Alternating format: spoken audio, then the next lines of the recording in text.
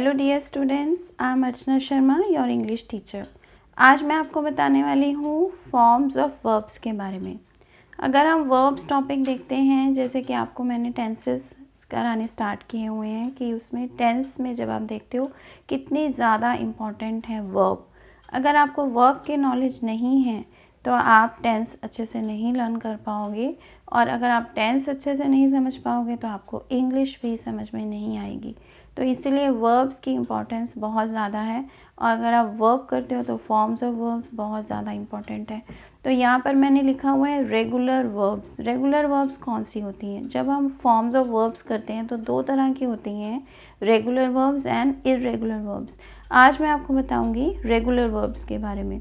तो regular verbs कौन सी होती हैं? जहाँ पर भी आप सिंपली जस्ट आपने डी या ईडी या आईईडी ऐड करना होता है, बहुत इजीली आप उन फॉर्म्स ऑफ वर्ब्स को लर्न कर सकते हो। वो सारी रेगुलर वर्ब्स होती हैं जहाँ पर आप एक फॉर्मूला अप्लाई कर सकते हो। तो यहाँ पर मैंने कुछ रूल्स लिखे हुए हैं, ये 3 रूल्स हैं, ये बहुत ही इंपॉर्टेंट है। आप इसको ईजिली लर्न कर सकते हो। कैसे आप किसी फॉर्म ऑफ वर्ब को ईजिली लर्न कर सकते हो, ये मैंने आज आपको समझाना है। तो आप इस वीडियो को ज़रूर एंड तक देखना और ध्यान से देखना। तो देखिए यहाँ पर मैंने लिखा हुआ है वर्ब्स एंडिंग विद ई। कुछ वर्ब्स होती हैं जहाँ पर ई आता है एंड में, तो आपने उसको कैसे सेकंड फॉर्म या थर्ड फॉर्म में चेंज करना है, बहुत इजी होता है। जस्ट आपने वहाँ पर डी ऐड करना है। जैसे यहाँ पर मैंने एग्जांपल्स लिखी हुई है, guide, the verb is guide. यहाँ पर आपने सेकंड फॉर्म कैसे बनानी है, सिर्फ उसमें डी ऐड कर देना है, गाइडेड, एंड थर्ड फॉर्म भी गाइडेड ही रहेगी। नेक्स्ट एग्जाम्पल है केयर, केयर्ड, केयर्ड, तो यहाँ पर भी आपने सिर्फ डी ऐड किया है। लाइक, तो यहाँ पर भी ई एंड में आ रहा है, तो यहाँ पर आपने सेकंड फॉर्म लाइक्ड बना देनी है और थर्ड फॉर्म भी लाइक्ड होगी। तो आई होप ये आपको क्लियर है। नेक्स्ट है वाई। जब भी कोई भी वर्ब होगी जहाँ पर कि वाई आता है एंड में, तो आपने उसमें क्या करना है, वाई को रिमूव कर देना है। Remove Y and instead of Y you will add I E D. तो लास्ट में आपने y को रिमूव कर देना है और IED ऐड कर देना है। तो ये वर्ब्स के एग्जांपल्स हैं। अप्लाई, जब आप अप्लाई को सेकंड फॉर्म में लिखना चाहते हो तो वर्ड क्या आएगा, अप्लाइड, APPLIED, अप्लाइड। और स्टडी को अगर आप सेकंड फॉर्म में लिखोगे या थर्ड फॉर्म में भी सेम रहेगा, स्टडीड, वहाँ पर भी आपने y को रिमूव करना है और IED ऐड करना है।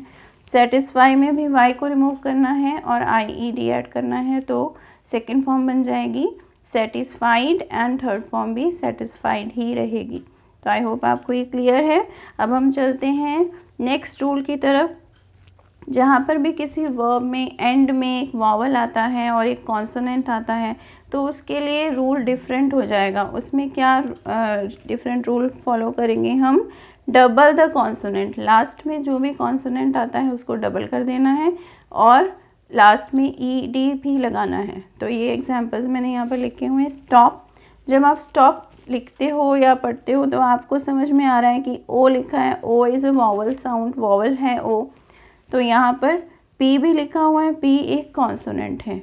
यहाँ पर हम ये रूल अप्लाई कर सकते हैं। तो हमने यहाँ पर क्या किया है, डबल P लिख दिया है, because according to this rule यहाँ पर एक वॉवल भी है, कॉन्सोनेंट भी है, तो हम यहाँ पर डबल P यानी कि कॉन्सोनेंट को डबल कर दिया है, स्टॉप्ड बन गया।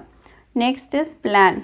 अगर आप प्लान देखें तो यहाँ पर सेम वे, यहाँ पर A है एक वॉवल और N जो है वो एक कॉन्सोनेंट है, इसलिए हमने यहाँ पर डबल कर दिया है N को, और यहाँ पर ED भी लगा देना है लास्ट में। और रिग्रेट, सेम वे रिग्रेट में क्या है, E एक कॉन्सोनेंट है और E एक वॉवल है और T एक कॉन्सोनेंट है। तो सेम वे हमने इसको क्या करना है, डबल T कर देना है और ED लगा देना है। इससे क्या बन जाएगा, second form of the verb regretted, REGRE same way हमने इसको इसी तरह से रूल को फॉलो कर लिया है। तो आई होप आपको ये तीनों के तीनों रूल्स क्लियर हो गए हैं, किस तरह से हमने रेगुलर वर्ब्स बनानी होती हैं। ये रूल्स बहुत इजी हैं, इजीली आप इनको समझ सकते हो।